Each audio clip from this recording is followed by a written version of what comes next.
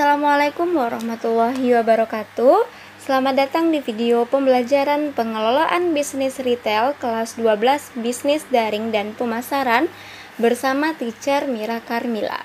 Kali ini kita akan membahas tentang syarat dan ketentuan pendirian lembaga waralaba toko retail. Ada beberapa hal yang kita bahas pada video kali ini. Yang pertama yaitu syarat mendirikan waralaba toko retail, kemudian ketentuan pendirian lembaga waralaba toko retail, dan prosedur mengelola waralaba toko retail. Oke, kita bahas yang pertama yaitu syarat mendirikan waralaba toko retail. Nah, apa-apa saja sih syarat yang harus dipenuhi untuk bisa mendirikan waralaba toko retail ini? Yang pertama yaitu merupakan warga negara Indonesia.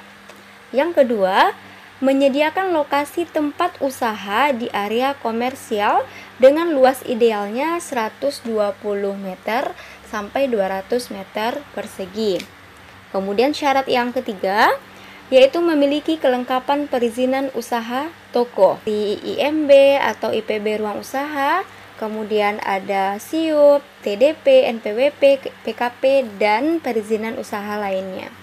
Kemudian syarat yang keempat yaitu menyediakan dana investasi dengan nilai estimasi minimal 400 juta rupiah. Jadi harus ada dana investasi kita minimal 400 juta rupiah sebelum kita mendirikan bisnis waralaba ini. Kemudian yang kelima syaratnya adalah memiliki jiwa entrepreneur dan fokus pada sistem waralaba. Karena memang harus punya jiwa wirausaha dulu, baru nanti waralaba akan bisa berhasil.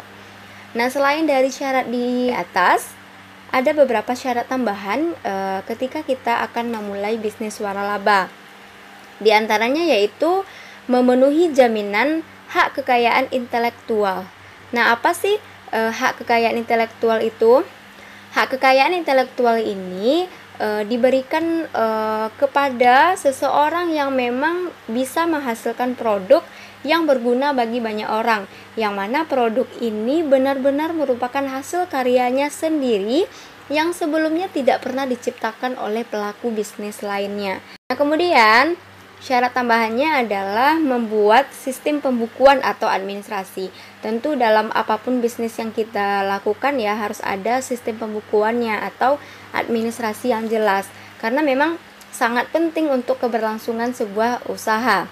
Nah, apa sih fungsinya? Salah satunya adalah untuk bahan evaluasi dari waktu ke waktu dan juga bisa kita ketahui apakah bisnis kita sekarang laba atau untung atau malah mengalami kerugian.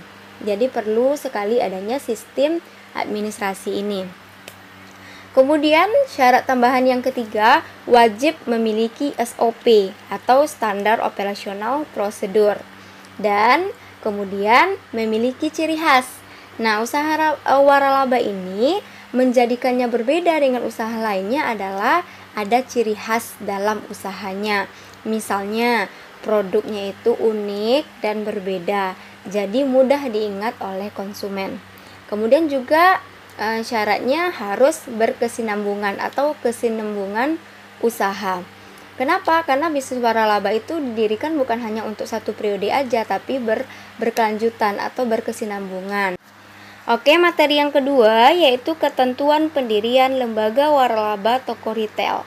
Ada beberapa ketentuan yang harus dipenuhi. Yang pertama ketentuannya adalah pemberi waralaba harus menyampaikan prospektus waralaba. Nah, apa-apa saja sih prospektus yang harus disampaikan? Ada data identitasnya, kemudian legalitas waralabanya. Di sini berupa surat izin usaha yang berlaku di negara pemberi waralaba.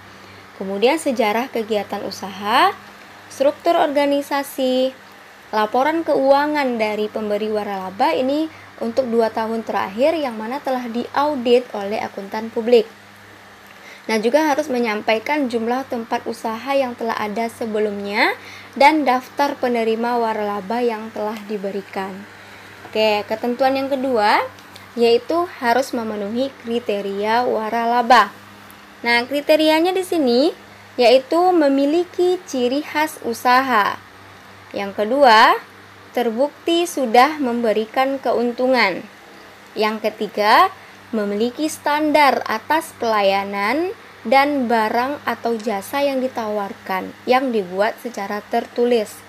Kemudian mudah diajarkan dan diaplikasikan. Adanya dukungan yang berkesinambungan dan hak kekayaan intelektual yang telah terdaftar. Nah, ini kriteria waralabanya. Dan kemudian ketentuan berikutnya mengenai bisnis waralaba harus didasarkan kepada perjanjian waralaba. Apa-apa saja sih isi perjanjiannya itu? Nah, di sana juga tercantum nama dan alamat penerima dan pemberi waralaba. Jadi harus jelas siapa yang menerima waralaba, siapa yang memberi waralaba. Kemudian jenis hak kekayaan intelektual. Misalnya ada hak paten, merek dagang, hak cipta, dan desain industri. Kemudian kegiatan usahanya apa? Dan hak dan kewajiban pemberi dan penerima waralaba, kemudian bantuan fasilitas, bimbingan operasional, pelatihan, dan pemasaran yang diberikan oleh pemberi waralaba kepada penerima waralaba. Oke, selain kita menerima izin usaha menggunakan merek dagang, kita juga diberikan bantuan fasilitas, kemudian juga ada bimbingan operasional, dan lain-lain. Kemudian masih ada ketentuan berikutnya, harus mencantumkan wilayah usahanya di mana, kemudian tata cara pembayaran imbalannya seperti apa, kepemilikan perubahan dan hak ahli warisnya seperti apa, penyelesaian sengketanya nanti bagaimana, dan tata cara perpanjangan, pengakhiran, dan pemutusan perjanjian. Jadi banyak sekali yang kita sepakati dalam perjanjian waralaba itu. Semuanya harus dibahas di sana.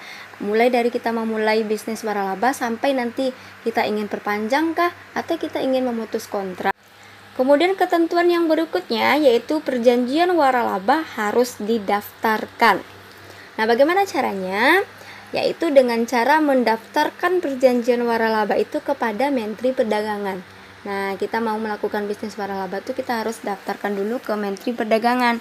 Dengan syaratnya apa? Melampirkan berkas berupa fotokopi legalitas usaha. Artinya usaha kita itu izin usahanya ada atau tidak. Kemudian ada fotokopi perjanjian waralaba yang telah dibuat. Ada juga fotokopi prospektus penawaran waralaba. Kemudian ada fotokopi kartu tanda penduduk untuk si pemilik atau pengurus perusahaan. Kemudian ketentuan yang berikutnya adalah penerbitan surat tanda pendaftaran waralaba. Nah, kapan sih surat tanda pendaftaran waralaba ini bisa diterbitkan? Menteri Perdagangan akan menerbitkan surat tanda pendaftaran waralaba ini apabila syarat-syarat yang diajukan atau syarat-syarat yang harus dipenuhi itu sudah diselesaikan. Permohonan pendaftaran prospektusnya sudah ada, permohonan pendaftaran perjanjian waralabanya sudah ada, kemudian barulah STPW-nya bisa diterbitkan.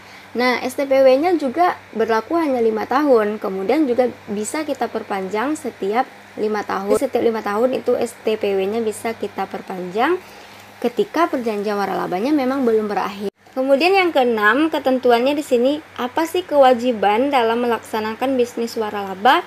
Ada beberapa kewajiban yang kita laksanakan.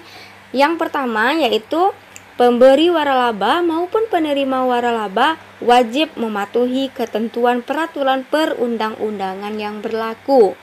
Kemudian pemberi waralaba wajib memberikan pembinaan, baik itu dalam bentuk pelatihan, bimbingan operasional, bimbingan manajemen, pemasaran, kemudian bimbingan penelitian dan pengembangan secara berkesinambungan. Jadi kita wajib memberikan pelatihan kepada si penerima waralaba ya.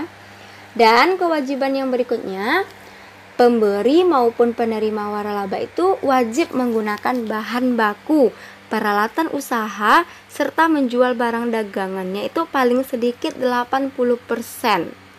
Kemudian yang terakhir, pemberi waralaba harus bekerja sama dengan pengusaha kecil dan menengah di daerah setempat. Ketentuan yang berikutnya ternyata ada larangan dalam melakukan bisnis waralaba. Jadi ada larangannya yang tidak boleh dilakukan ketika kita menjalankan bisnis waralaba. Yang pertama, yaitu pemberi waralaba tidak dapat menunjuk penerima waralaba yang memiliki hubungan pengendalian dengan pemberi waralaba, baik secara langsung maupun tidak langsung. Kemudian, pemberi waralaba itu juga tidak dapat menunjuk penerima waralaba yang baru untuk wilayah yang sama. Nah, dalam hal terjadi sengketa pemutusan perjanjian waralaba yang dilakukan sepihak. Nah, di sini tidak bisa perjanjian waralaba itu diputuskan oleh satu pihak saja. Ketentuan yang terakhir yang dibahas yaitu tentang sanksi. Sanksi atas pelanggaran dalam bisnis waralaba.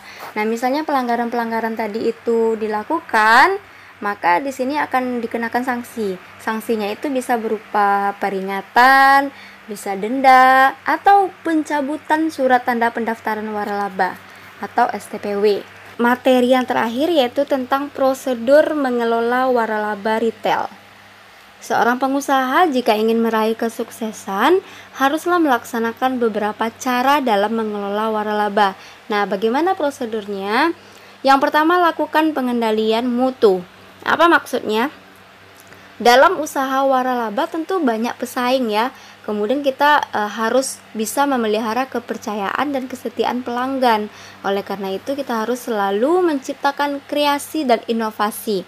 Misalnya, kita berikan promo menarik agar pelanggan itu setia membeli di waralaba kita. Kemudian yang kedua, prosedurnya adalah kerja keras.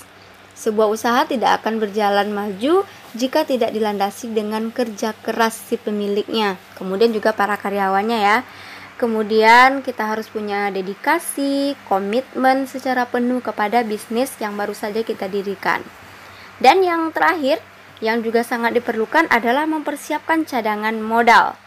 Ketika menjalankan usaha, waralaba maupun usaha yang baru kita dirikan, biasanya perputaran modalnya itu kan belum berjalan secara lancar. Oleh karena itu kita memang harus siapkan cadangan modal supaya tidak kekurangan modal.